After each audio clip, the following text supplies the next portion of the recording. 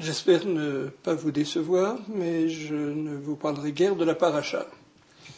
Je voudrais plutôt vous introduire dans une réflexion d'ordre linguistique et vous montrer comment l'étude des mots utilisés par la Torah peut être importante pour la compréhension des textes qui nous sont familiers.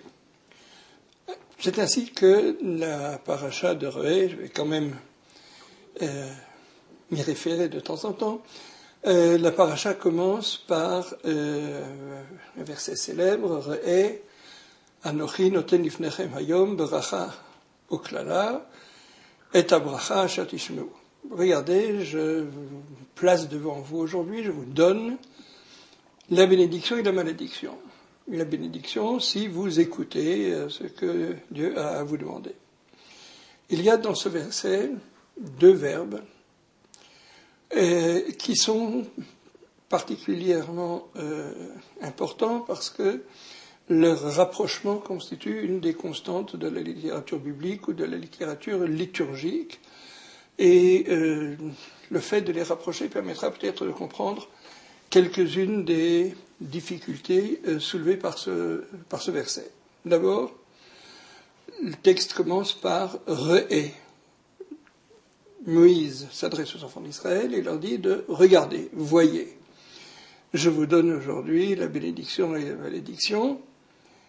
Et abracha asher tishmeu » la bénédiction si vous écoutez. Autrement dit, si la première partie de la phrase est au singulier, regarde, je place aujourd'hui devant vous la bénédiction et la malédiction. La première partie est au singulier. Asher tishmeun, c'est au pluriel. Pourquoi Moïse passe-t-il du singulier au pluriel aussi aisément? Deuxièmement, et ce sera ça l'essentiel de ma réflexion, ce sont les deux termes, les deux verbes utilisés dans ce verset, l'un qui concerne Re'eh, la vision, et l'autre, Asher tishmeun, l'audition. En fait, ce sont deux sens, la vue, la vision et l'ouïe, qui permettent d'être en contact avec le monde extérieur et de percevoir le monde extérieur.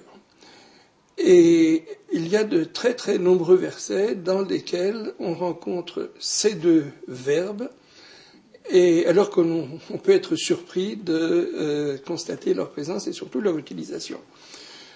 Premier verset qui me vient à l'esprit lorsque je pense à ces versets, c'est un passage du livre de l'Exode où il est question de la révélation, où le texte de la Torah nous dit « V'chol ha'am roim et hakolot » Pendant le moment de la majestueuse théophanie du Sinaï, tout le peuple a vu les sons. Alors, il y a là et roim et hakolot v'etalapidim, tout le peuple a vu les sons et les éclairs. Autrement dit, il s'est passé deux choses majestueuses, bouleversantes, les sons, le tonnerre retentissant et des éclairs. Mais il n'y a qu'un verbe, voir les voix et voir les éclairs. Alors, les commentateurs, ou déjà les rabbins dans le Talmud, disent que tout se passe comme s'il y avait un verbe qui manquait. On ne peut pas à la fois voir des sons et des éclairs. Alors Rabbi Ishmael dit, il manque un verbe et il faut comprendre comme s'il y avait écrit que le peuple a vu ce qui était visible, il a vu les éclairs et il a entendu le tonnerre. Le peuple a entendu ce qui est de l'audition. Autrement dit, même pendant la majestueuse révélation du Sinaï, le peuple est resté normal, et les gens du peuple sont restés des gens normaux. Rabbi Akiva, par contre, présente les choses un peu différemment et il dit, au moment de la révélation, ou pendant la révélation, le peuple Roim Hanishma a vu ce qui d'habitude est de l'ordre de l'audition, il a vu les sons, il a vu les paroles divines, et il a entendu, Shomim et Taniré, il a entendu ce qui d'habitude est de l'ordre de la vision, c'est-à-dire il a entendu les éclairs, ce qui est assez surprenant. Alors, quelle est la différence entre ces deux sens de l'ouïe, entre ces deux verbes? Réponse très simple. Ce que l'on voit est évident et incontestable. Par contre, ce que l'on entend ou ce dont on entend parler et ce dont on ne peut qu'entendre parler, ce sont des idées, des abstractions. Personne n'a jamais vu ni la liberté. Bon, on peut en parler, ça existe ou ça n'existe pas. On peut en discuter, l'égalité, tout ça, ce sont des abstractions,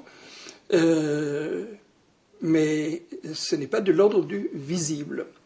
Or, que s'est-il passé au moment de la révélation du Sinaï, si l'on accepte l'hypothèse de Rabbi Akiba? Le peuple a vu ce qui d'habitude n'est que de l'ordre de l'audition. J'allais dire, pour schématiser, le peuple a vu les mots prononcés par Dieu, ou pour être encore plus brutal, mais la formule entre guillemets, le peuple a vu Dieu. Par contre, ce qu'il a entendu, ce sont des choses qui pour nous sont évidentes, ce sont des choses concrètes, ce sont des choses matérielles. D'habitude, on les voit, et on a un contact immédiat avec des choses tangibles.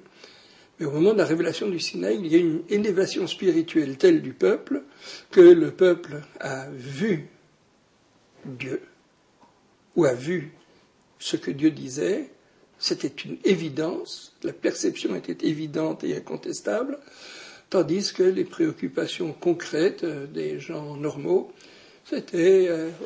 on ne peut pas en avoir entendu parler tellement c'est devenu lointain.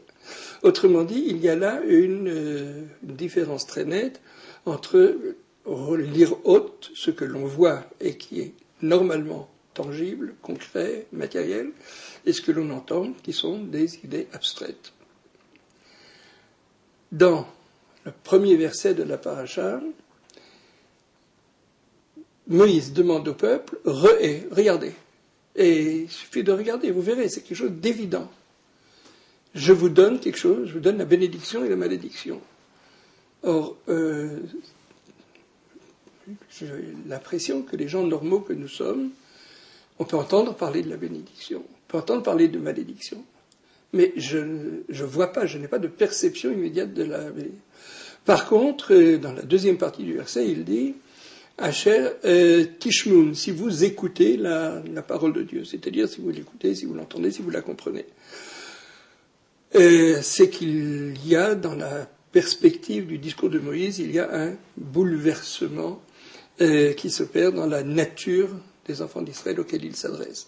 Je veux juste ouvrir une petite parenthèse rapide.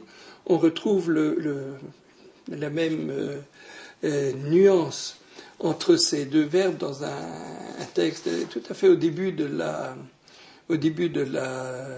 Genèse.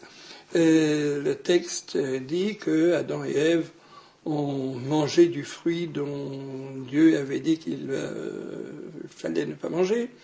Et juste après qu'ils aient commis cette faute, le texte dit Vatipa karna eneshnehem, leurs yeux se sont ouverts, désillés, et ils ont su qu'ils étaient nus. C'est-à-dire qu'avant la faute, Adam et Ève vivaient dans un état de spiritualité tel qu'ils n'avaient aucune conscience de leur nudité, de ce que cela représente. Et dès le moment où ils ont pris conscience de leur nudité, Yishmeu et Kol Hashem Mitaler Bagan, ils ont entendu la voix de Dieu. C'est-à-dire qu'au début, avant la faute, ils avaient un contact immédiat, facile, aisé, naturel avec Dieu, et après la faute, ils n'ont perçu Dieu que à distance. Dieu était devenu lointain par rapport à eux. Autrement dit, il faut que nous nous rendions compte que dans ce premier verset de notre paracha, il y a une insistance sur l'idée de voir, d'autant que dans l'ensemble de la paracha, cet appel à regarder ou à voir des choses est repris à 3 reprises. Chapitre 16, verset 16, il est prévu, Shalosh Pamim Bashana, Yerae et Kol Zechucha et Pene Hashem. Que 3 fois par an, à l'occasion des fêtes de pèlerinage, chacun devra se rendre à Jérusalem, je ne veux pas dire pour voir Dieu, mais en tous les cas pour se montrer à Dieu et avoir une perception de la proximité de Dieu dans le temple. Et puis quand on va en pèlerinage, lo yerae pene Hashem rekam, il ne faut pas se présenter à Dieu, il ne faut pas se montrer à Dieu, il ne faut pas que Dieu nous voie les mains vides, c'est la raison pour laquelle il faut apporter des sacrifices. Autrement dit, il y a des choses qui doivent devenir importantes. Eh bien, première explication que je voudrais donner maintenant, c'est que Moïse dit « Je vous donne une bénédiction, et ce que je vous donne comme bénédiction, c'est quelque chose d'évident. » Et c'est pas quelque chose d'intellectuel. Ne cherchez pas à réfléchir à ce qui va se passer dans l'au-delà. Non, non, non. Constatez tout de suite qu'il y a quelque chose d'évident. D'ailleurs, dans quelques versets plus loin, Dieu demande à Moïse raconte que Dieu lui a demandé quand vous arriverez sur la terre, à ce moment-là, je donnerai une bénédiction sur le mont Gerizim, une malédiction sur le mont Éval. Et ça, c'est je vous donnerai au futur. Tandis que dans le premier verset, constatez tout de suite, je vous donne quelque chose au présent. Comme pour dire que le seul fait d'écouter ce que Dieu nous demande, de mettre en pratique ce que Dieu nous demande, c'est cela la bénédiction. Je veux dire par là, en quoi consistent les mitzvot de la Torah? Pas compliqué, ce sont des règles qui concernent tous les domaines de l'existence, et cela permet, lorsqu'on tient compte des prescriptions de la Torah, de trouver une solution harmonieuse au problème de la relation avec tous les éléments de notre environnement, avec les valeurs, bien entendu, avec les abstractions, avec Dieu. Il y a un certain nombre de règles qui font qu'on pense à Dieu, on se souvient de Dieu, de la création, des miracles qu'il a accomplis pour la sortie d'Égypte, etc.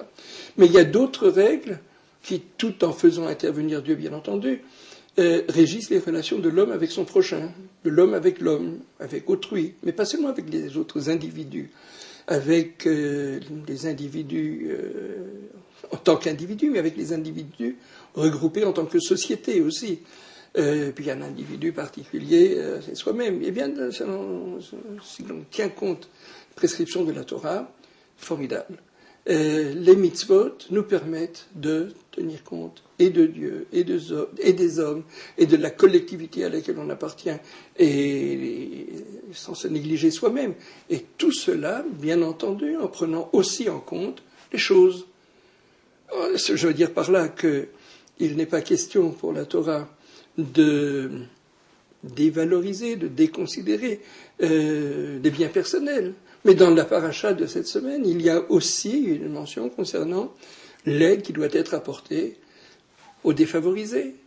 Lo yiyeh becha evion. Il devrait ne pas y avoir de pauvres. Si tu tiens compte des prescriptions de la Torah, eh bien, non seulement l'individu doit vivre en harmonie avec lui-même, mais la société doit être heureuse, harmonieuse, équilibrée. Et ça, c'est voilà, constate que les gens qui vivent dans le respect des règles de la Torah, mais de façon tout à fait naturelle, tout à fait spontanée, ceux-là, ils sont censés ne pas avoir de problème. Ils n'ont pas de problème. Ils trouvent les réponses à toutes les sollicitations qu'ils peuvent rencontrer au cours de leur vie quotidienne, et je crois qu'il suffit de le constater, je te donne la bénédiction, tu n'as qu'à le voir, et le fait que la suite du texte soit au pluriel, c'est que dès le moment où le peuple entre sur la terre d'Israël, il y a une nouvelle dimension qui apparaît, c'est la dimension de la solidarité. L'individu est responsable de la collectivité à laquelle il appartient, la collectivité est responsable du destin de chacun de ses membres, et regarde, je te donne aujourd'hui la bénédiction, Shabbat Shalom, et que l'année qui s'annonce soit une année de bénédiction pour chacun et pour tous.